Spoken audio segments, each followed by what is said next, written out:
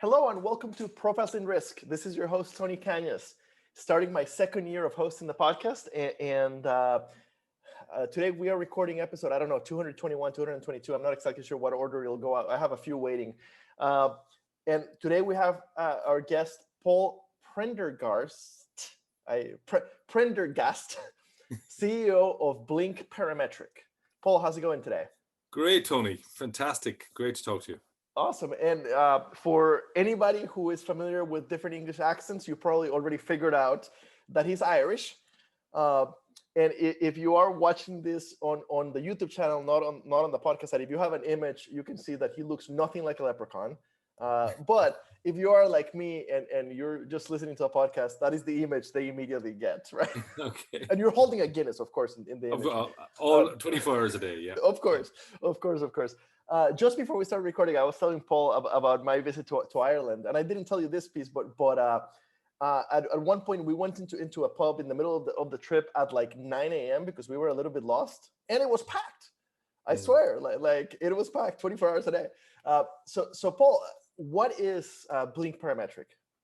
Yeah, so Blink Parametric, we help our insurance partners launch the next generation parametric type products. That's what we do, and we've been doing this since 2016. We provide the technology and all the technology and operations to launch these products, typically to the SME market or the personal lines market. We've been doing this. We launched in Canada, and we work with big insurers there, such as Manulife and Tugo and Blue Cross, people like that. And in Europe, we work with the likes of Allianz and other insurers like that. So, parametric is interesting. It's quite hot right now. There's a lot of very large parametric policies being written at the governmental and large enterprise level, not so much at the SME personal line level. So our job is to make the unit economics work for our insurance partners, take out a lot of the time and the complexity of making this happen. And then really, completely change the customer experience. And parametric is interesting, certainly right now. COVID-19, for example, has shone a big light on business interruption. And that's a major issue for everybody. We all know that. A lot of court cases, some people are winning, some people are losing, but people are losing the court to public opinion. So there's an element of using parametric as a way of building trust back into BI. And we went through the Lloyd's Lab innovation program and came out of that in November with our new parametric business interruption product, and great reaction so far. But parametric is interesting, and so that's we're based in Cork. We do all the software development here, but we're working in Latin America and Asia and North America and Europe, so all over. So let's back up a little bit. So SME, I'm assuming that means small business market? Yeah, small business. Yeah, exactly. Perfect. So you're focusing on the small business and the personal lines market. Yes. Okay, so parametric is very, very interesting. I got my CPCU in 2011, and I have 9 other insurance designations, and I had never even heard the word parametric until when we started the podcast. And when I said that I've been running it for a year, my partner, Nick Lamparelli, ran it for like 3 years before. So we've been doing this for a while. And the first time I heard the word parametric, we had the CEO of a carrier, and I can't remember the name of the carrier. I'll link it in the show notes, but his operation basically does very small policies for Africa, and they're parametric.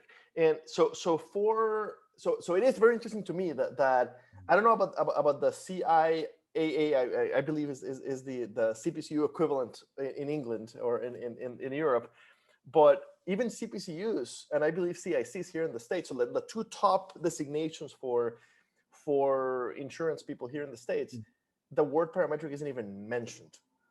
So that's very interesting. So don't feel bad, listener, if you don't know what parametric is. Most of us in U.S. insurance don't. Yeah. So as the name implied, basically it's insurance where if a specific parameter becomes true, it pays, right? And here in the States, the one time I've seen it was one of the Berkshire Hathaway companies offers it or used to offer it for travel delays.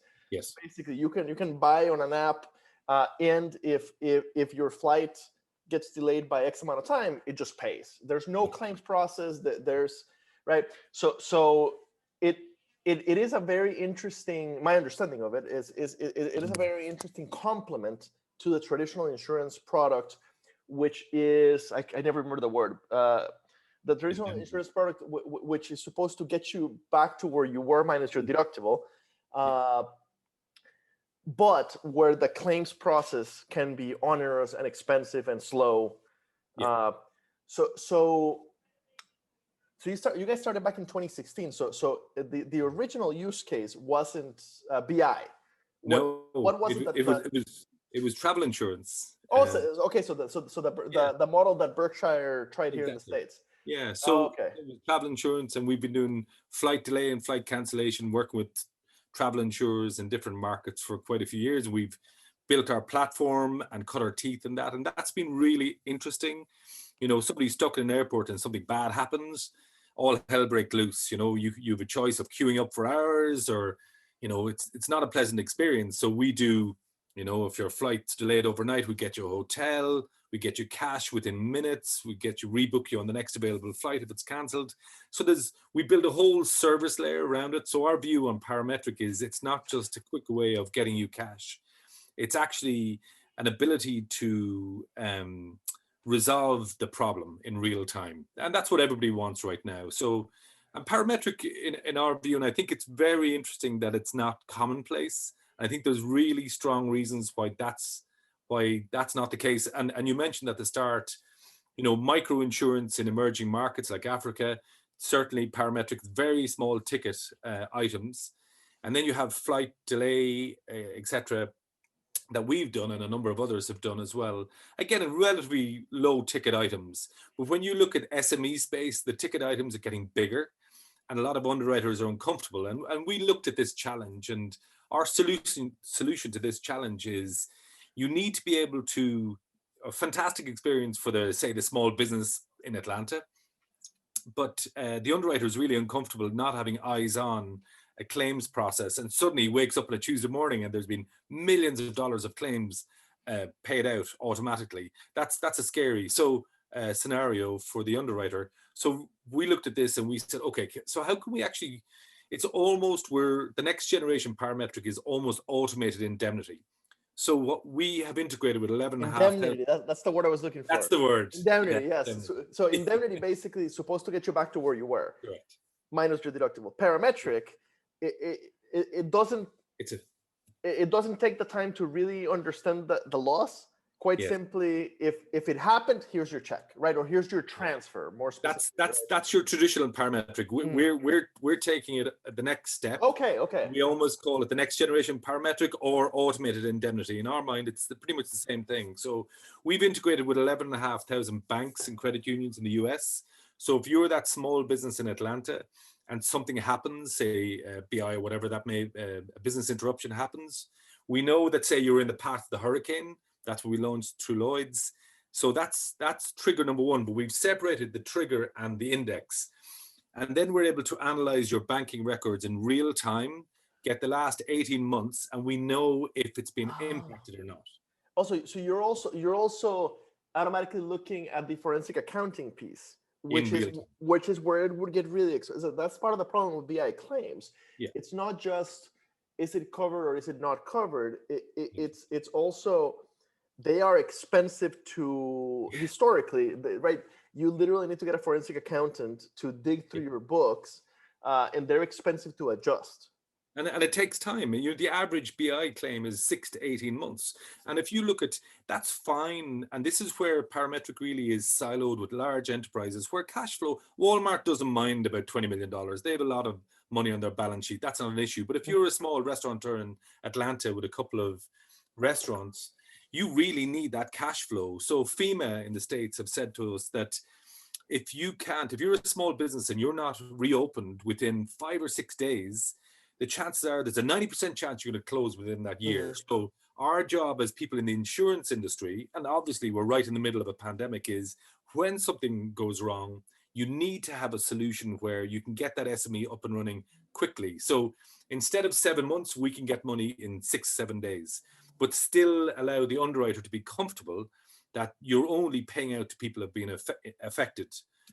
So it completely changes the underwriting costs. And Yeah. But by the way, since most of my listeners are American, if I'm not mistaken, when you say underwriter, you mean the insurance company or the carrier, right? Okay, perfect. So here, the person taking the risk. Here in the U.S., the word underwriter is used for the employee that underwrites, but the company we call the insurance company or the insurance carrier. Okay, perfect. Okay, so yeah, it allows the carrier to be assured that we're not paying things that we shouldn't pay, even though we're paying it really quickly. Yeah. So you've got, so there's I suppose our job is to build technology and using all these new data points to allow our insurance partners launch a different product. So you don't, like, if you're trying to build a product for a small business, which might be a very small policy of $700-800 a year, the unit economics don't work getting forensic accountants involved on either side. Yeah, in 2 hours of their time. Boom. Yeah. If you're lucky. So this is where technology and data comes into play. So that's what we built, and we announced a partnership with Beazley to build products on this type of platform.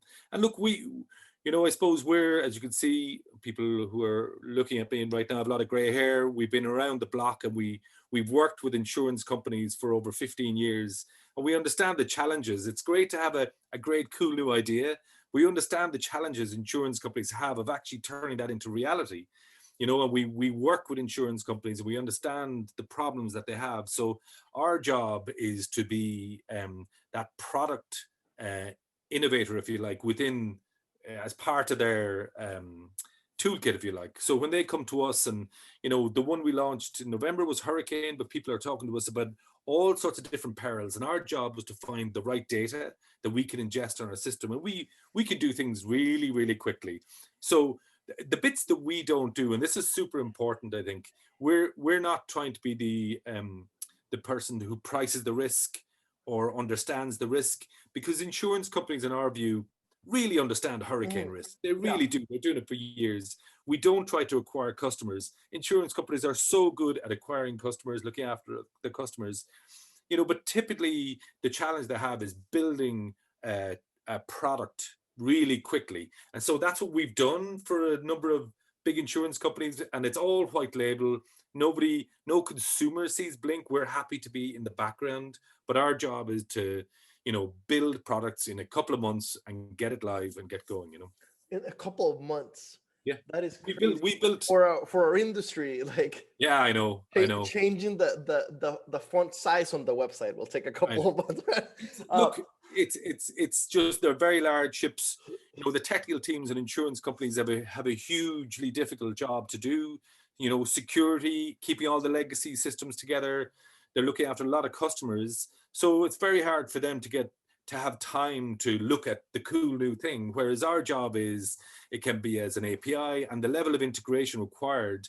Our job is to make sure, their headaches are few and far between. So we do all the heavy lifting. And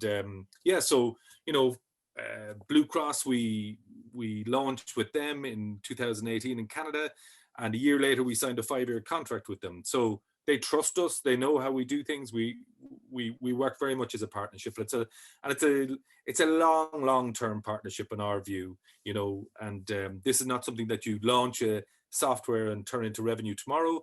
But once you get in and prove and build trust, it typically goes on for quite a while. So you can be the operating system of any sort of parametric, regardless of what the peril is. Yeah. So if I'm the CEO of an insurance company and here in the States, and my challenge is, I don't know, I'm thinking crop insurance, but that one's probably been done parametrically before. But my challenge is terrorism or wildfire is a great one. Yeah, my challenge is wildfire, right? I'm a California heavy carrier, and my challenge is wildfire. You guys can not only provide the operating system, but you can do the legwork of finding the data. So Yes. are there times where you go back to a client and you're like, we're not seeing data that would allow you to do this? So a lot of it is in conversation with the risk taker, the carrier. So I give you a really interesting example. So reputation management. This is a really interesting area, the whole area about intangible assets, Mm-hmm. and about your brand. And you've seen it now where some employee of a large company says something quite inappropriate on Twitter, and the stock market, the stock share price tanks. So that reputational piece is very, very interesting. And I think that's going to be a big parametric product in years to come. The data points right now, so there's two data points we look at. Is there long historical data so our partners can build a really good risk model, number one, and then can we get real-time data for the trigger? Mm-hmm. They're the two pieces of the puzzle. So in a lot of cases we say, well, let's start really small, and if the historical data isn't there but we can get real-time trigger, let's do it for a year, and let's just take a tiny number of policies. So in a year's time we're building up really interesting historical data, so you can start widening out. And that's what most people do. They when the data isn't rock solid, and a lot of it isn't, IoT is still emerging, the intangibles are still emerging, so a lot of data, but that's where it's going really, really quickly though. And there's a lot of great data providers right now, and they're all building it on new technology, so we can ingest it really quickly onto our platform as an API and get going, That's true. That's true, because a lot of not all of IoT is a modern phenomena. Yeah.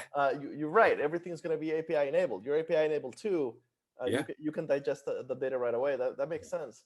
Yeah. So how did you come up with the idea back in 2016? So I was looking at your LinkedIn, and you were telling me before we started recording that your first job was selling Heineken. Yeah. And so you come from the marketing side. So Yes. how did you end up going like, oh, I should get involved in insurance, in parametric insurance?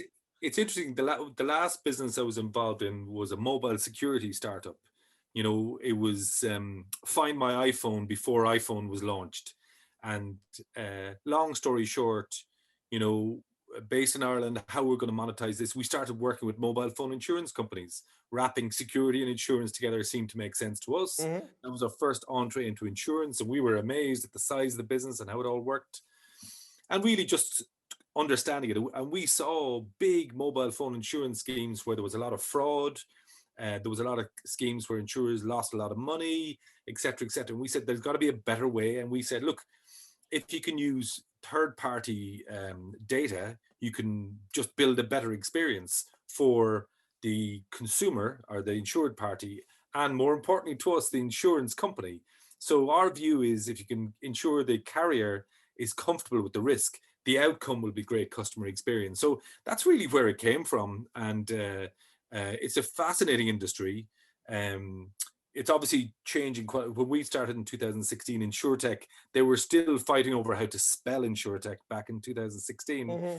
So now it's come on quite a long way, and a lot of the incumbents are very, very positive about it. And I think COVID-19 really has accelerated a lot of the digital adoption over the last 7-8 months. And I think next year that will be the number one strategic priority for most incumbents, it would be our opinion. And that's how we ended up there. I used to be, 100 flights a year, and lots of situations where things went wrong. And I said, there's got to be a better way. Mm-hmm. This is crazy. And that's where it came from. But yeah, you saw the problem. You lived the problem of travel and why, right? So I've got to take a parenthesis to the comment on the spelling of InsurTech. He's not joking. If you're new to the insurance world, or if you're a traditional insurance person and really haven't paid much attention to InsurTech until it started threatening your business recently, quite literally. It was insure, INSURE tech, or without that middle E, INSURTECH. And heated online discussions. Yeah, and myself and Nick Lamparelli, who used to run the podcast, we both fall squarely into the side that lost. Lost. We both, and I still believe that the proper spelling should be insure with the E and then tech. But right, short and sweet one. There you go. So you are correct. Back in 2016, a couple of years before that, we didn't even have a word for it. And in 2016, 2017, we were debating the spelling of it. Yeah, exactly. You're absolutely correct. So you guys opened in 2016, based in Ireland and the UK, according to your LinkedIn. Yeah. What year was Brexit? Was it 2016, 2015? 2016, summer of 2016 was the vote. Yeah. Okay, so in the young life of your company, you've had to deal with Brexit and now with COVID. Yeah, indeed. Now, Brexit, I'm guessing, pushed a lot of insurance operations to Ireland, from London to Ireland, since Ireland is still part of the union. Yeah, like Brexit hasn't happened yet. Brexit is they're still fighting over 9 more days. Yeah. They're still negotiating. I'm expecting just as bong it'll be signed. But it's so quite a lot has moved. I mean, look, London really is such an amazing insurance city. It will be for a long time. Birthplace of modern insurance. Yeah. There's such an amazing group of people over there. But yeah, so there's a lot of, certainly they've moved to Berlin and Paris and Dublin. You know, obviously they needed centers within the EU. So it hasn't, our business model is slightly different in that we're a technology company. You know, that's our background. So, you know, we're about to go live in Colombia in March of next year and Singapore in April of next year. You know, so it doesn't matter where. We're a global technology platform provider, so we're not a regulated entity, you know. So we provide the technology to make this happen. So really, that side of it hasn't impacted us too much at all. Okay, makes sense. So I'm guessing you don't have a person on the ground in Colombia or an office on the ground in Colombia. It's literally at this point. And you're right. You're not a risk carrying entity. So as long as you stay a neutral technology provider, and you don't carry any risk. We're an enabler. That's what we do. Exactly. So you're safe. We don't adjudicate any claims. We you know, people tell us if this happens, make these things happen, and that's our job. You know, it reminds me a lot of the business model of Boost Insurance here in the U.S. They're New York based, and they don't do parametrics specifically, but their model is we've built the modern framework. If you have an idea for an insurance product, we can very quickly, right? We have the full stack to very quickly build it for you. Yeah. So that makes sense. How was the experience going through Lloyd's lab? It was really, really good. And look, I'd be a little bit cagey about a lot of innovation schemes and you know, spend 12 weeks and all this kind of stuff. So we've never done one before, and we got the tap on the shoulder, and we talked to a number of people who went through Lloyd's lab, and they were all very, very positive. And I think probably the secret sauce is the mentors. So we had about 5 or 6 mentors who were incredibly giving with their time, and we talk, you know, over that period of time, we talked all the time, and they really helped us develop that product. So I think they probably accelerated our product development on this product from a year to 10 weeks. Just the level of input and expertise was phenomenal. And really, through Lloyd's, they're so well connected. I'd like to speak to somebody in this large insurance company, and 2 days later you're speaking to them. You're not banging on doors. So phenomenal experience, really, really good. And I would encourage anybody thinking about it, go do it. That from a year to 10 weeks. No question. I mean, like for us, you know, it was a 10-week program, and we spent about 4 or 5 weeks talking and really digging in. What are we going to build, and what impact is it going to make, and how is it going to make a difference, and how does it all work? So we spent 4 or 5 weeks doing that, and then 4 weeks building the product. because we have a platform that we've been building for years, it wasn't that difficult to build another product on it. So we moved super quickly. But working with the mentors was massive for us, and yeah, really great experience. That's fantastic. So the business income product, is it live with Beasley now? No, it's Okay. not. I mean, it's Okay. really what that was for us was to show people that we weren't just a travel insurance company, travel insurtech. So this is all about parametric, the parametric platform. I think we've done that successfully. So BI is obviously really, really interesting. So we're working with the team at Beasley, who are, to be honest, they're incredible. And Fantastic company. Yeah. oh my God, just mind blowing stuff. So, in the US market. So hopefully next year we'll have some news on products that we're going to launch on this platform, using a lot of the stuff that we built through Lloyd's Lab. But watch this space, as they say. Deeply needed, absolutely deeply needed. Needless to say, the BI issue here in the States, and I'm sure around the world, has just it's just massive. Here in the States, AM Best calculated. No, it wasn't AM Best. It was the APCIA, the American Property Casualty Insurance Association, which used to be the PCI, or the Property Casualty Insurance of America.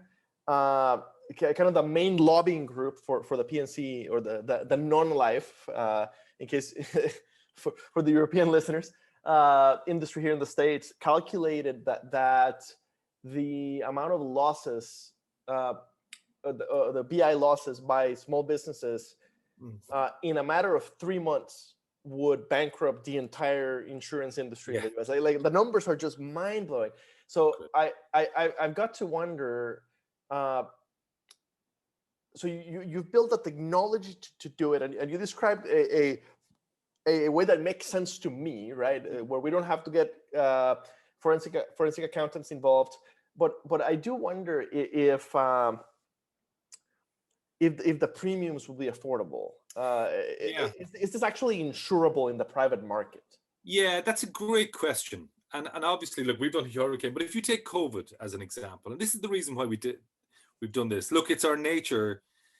Like, travel insurance is pretty tough through 2020, and so that wasn't hard enough. We said we'd try business interruption. Our job was not to run away from the fire. Our job was run towards the fire. So we looked at this and we said, okay, if you take the Irish market, it's the same everywhere. I think, they expected that the economy was going to be trashed with COVID. The Irish economy has grown 3% this year. Really? So from a sectoral point of view, restaurants have been really hammered badly, whereas, tech and pharma and healthcare have gone crazy, right? So if I have a BI product in Cork in Ireland, COVID hits, I automatically get a parametric payout. That's crazy.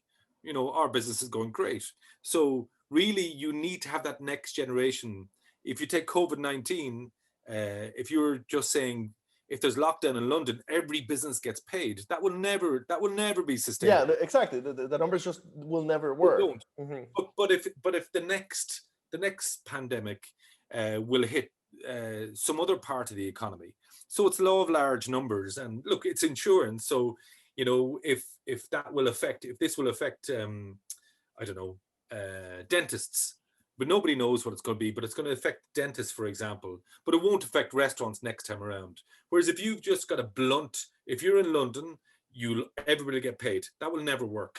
But if you've got a way of assessing that business or entity has been impacted, I think it opens the opportunity to build much more nuanced products, number one. Secondly, I think, and there's been a lot of talk of capital coming in, and you've got the insurance business, but then having the government as a backstop. And certainly I think that's something that I think the insurance industry could certainly play a very important front end for that. But if something huge happens, then the government need to kick in. But the insurance company are very good at assessing claims, making sure that fraudulent claims aren't happening, getting the money to people. And I think there's definitely a conversation needs to be happen around the capital behind this risk as well. But I think as we always say, our job is to build as much capability as possible. And then, like, we love working with really smart insurance people with a lot of experience. They go, I've had these opportunities for 30 years, but just no way of making that happen. So I think there is certainly opportunities to build the COVID-20 products, say, if that happens in 5-10, God bless us. I hope we're well 6 foot under at that point, Tony. But I think as you're able to slice and dice, and it's not just a very clunky parametric product.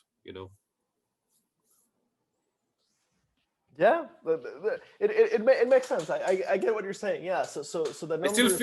I see the fear in your eyes. I appreciate it, but yeah. So luckily, I'm not an underwriter myself anymore. I sell staffing services to insurance companies. Yeah. So I don't carry risk, but my clients do.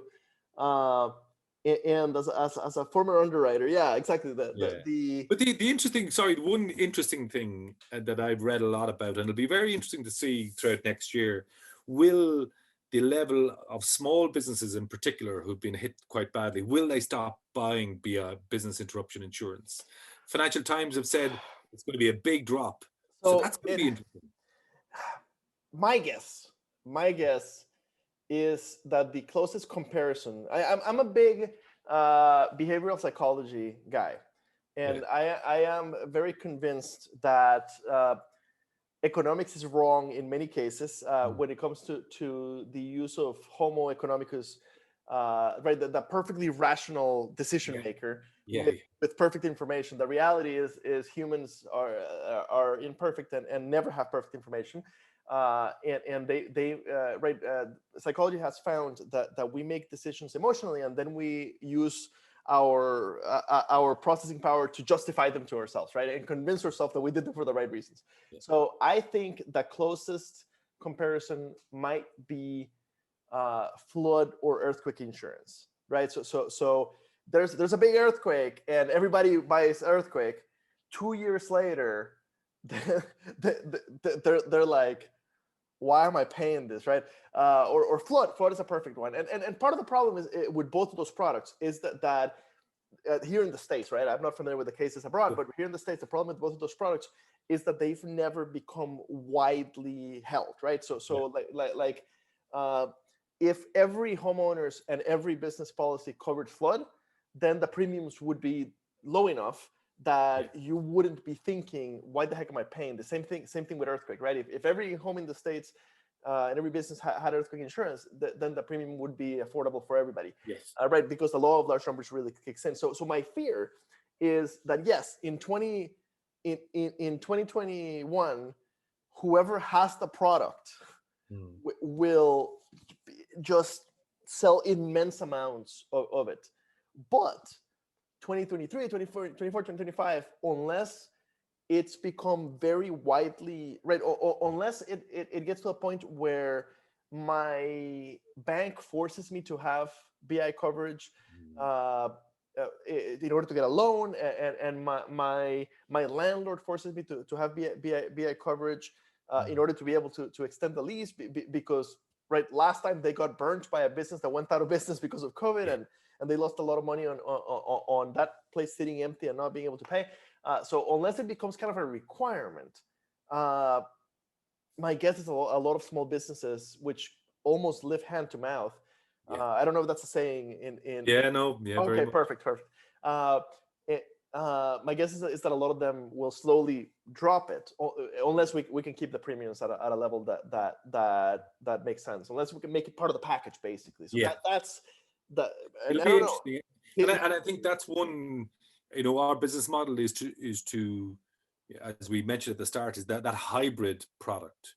Parametric, it'll never solve everything, but if you take the best of parametric or automated indemnity, whatever you'd like to call it, and the best of your traditional indemnity and put them together, you can create a really interesting product, because people are so busy. People don't want to have to go, I just want to buy one insurance product for my business. Typically. Yeah, they don't want to think about it. Absolutely. They want to think about it, and you need to embed it in, and the pricing needs to be right, and the experience. So having to think about 6 different things is not, I think, will be a real struggle. Here in the US, Hartford steam boiler Mm. has historically been very successful in that model, right? Almost regardless who your carrier is, your equipment breakdown is likely HSB. You just don't know it. Beasley has been similarly successful just for less time with the cyber product. Cyber, yeah, the breach. Yeah. There are enough examples of success by white labeling a specialty coverage. And